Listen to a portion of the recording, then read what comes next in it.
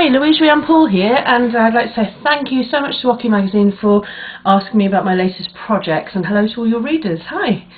I'm a British actress. I mostly do film and TV, and radio, and let's face it, anything, but I have recently completed a play in London, which was really exciting.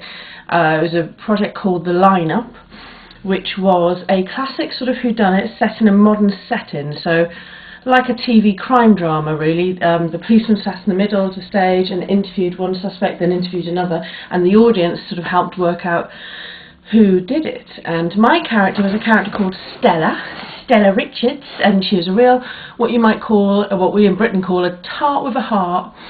And she was quite brassy, low-cut tops, lots of flowers in her hair, high heels to totter around the stage in, and she was an ex-glamour model, getting on a bit in years and not knowing what to do with herself. And I had a very huge amount of fun playing her, because I had to research the psychology of somebody who'd maybe relied on their looks their entire life and career. Glamour modelling is something that still, you know, is a functional career, but obviously it's not that long-lived. As you get older, you have to branch out, I'd imagine. So it was fascinating to play somebody who really had relied on that and then was sort of falling apart with addiction and abusive relationships as she got a bit older. So it's absolutely fascinating. It's fascinating to play any character that's not different, similar to yourself, sorry, obviously, but it's also fascinating to play a character that's a bit older. Even though I'm in my 40s, I still get cast sometimes in my 30s, just about. And in this play, there were 4 female characters over 40. It's quite unusual. Even in these days of, you know, challenging filmmakers to rise to the challenge of writing female stories and female voices, we're not still getting that many. It's still fairly rare to see a proper lead of a middle-aged woman or older, and it's a shame there are so many stories. I always think that the arts, should reflect society back at itself, so good and bad.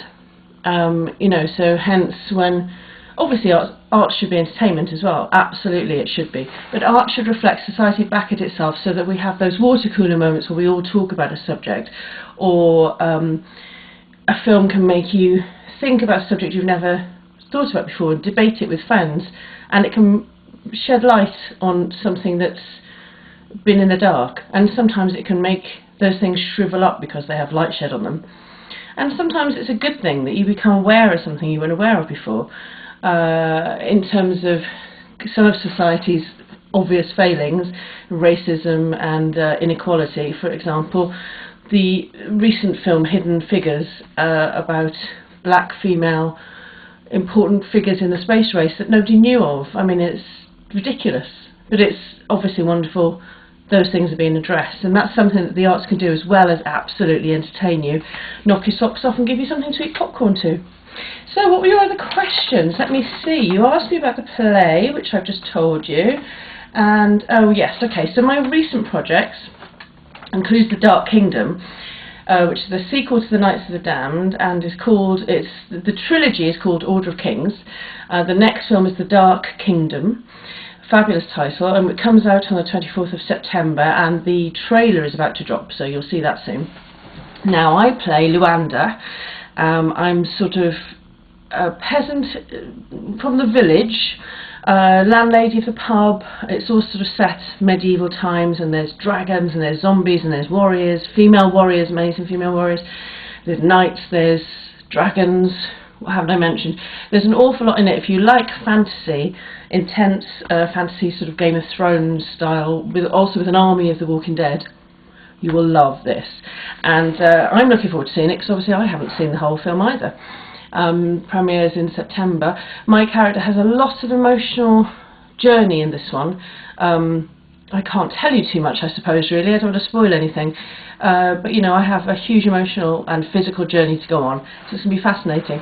One of the nice things about The Dark Kingdom is, to me, that it showcases a lot of the different types of actors that you can get in the world of acting, and You've got martial arts experts who are also actors.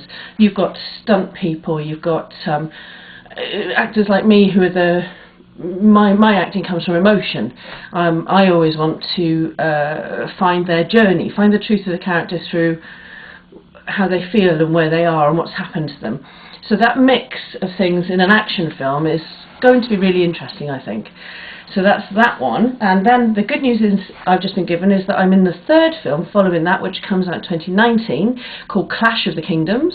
And I know nothing about that one. Obviously we haven't filmed that yet. But hopefully Luanda will become queen. I'm only joking, but hopefully it's I'll get to see where her story arc goes, more importantly. Other things I've done this year is a short film called Ménage de Trois, where I play a Welsh serial killer, believe it or not. And her name's Bronwen, and she's very, very Welsh, and she's very, very nice until you cross her. So that's been great fun to play, and that's a short film where I'm the lead, and it's a great team, female director, producer and writer on that one as well, and Saran, she's fantastic, and that's been going around festivals all around the world. I think we've been on at about 12-15 festivals now. We've just qualified for the BAFTAs here in Britain, so fingers crossed on that one, that's doing pretty well.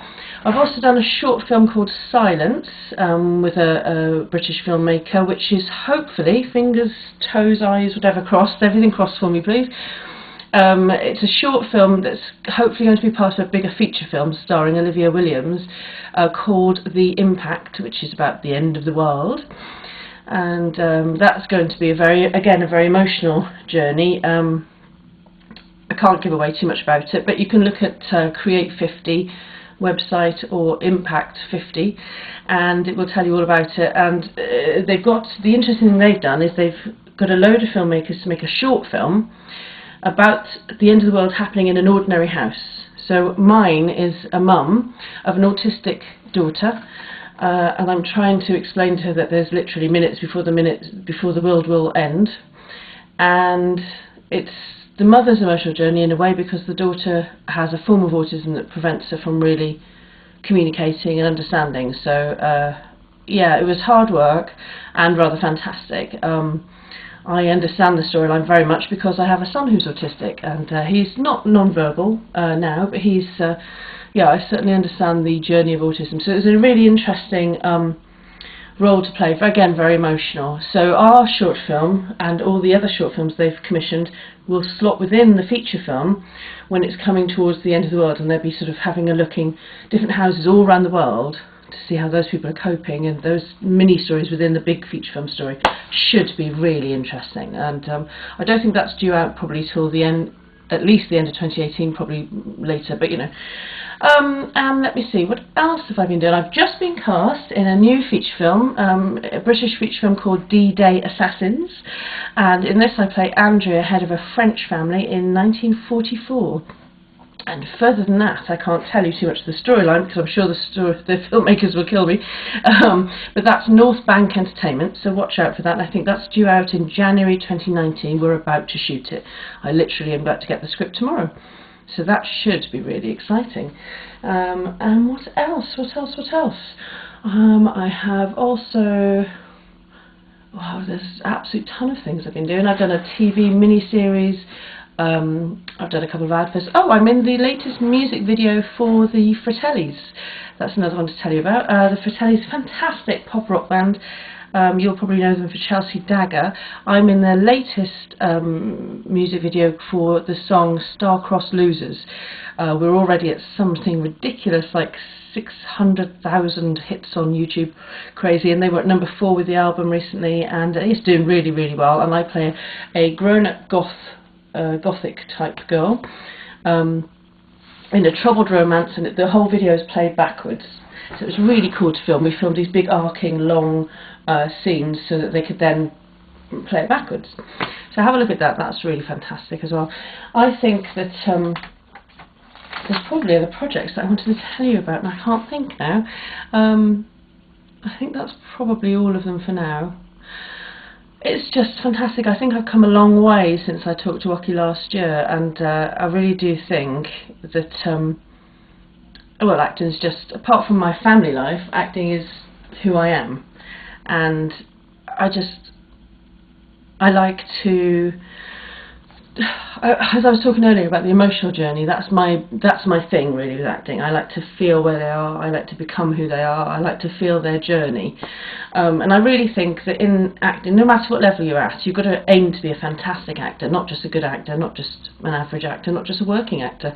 I've done workshops recently with casting directors of things like Casualty and EastEnders and TV casting, and film casting directors also, and they all say the same thing: you've got to have that passion, and you've got to have that hope. You've got to have that hope. No, thank you. No, thank you. I'm going to be right at the end of my interview. Oh.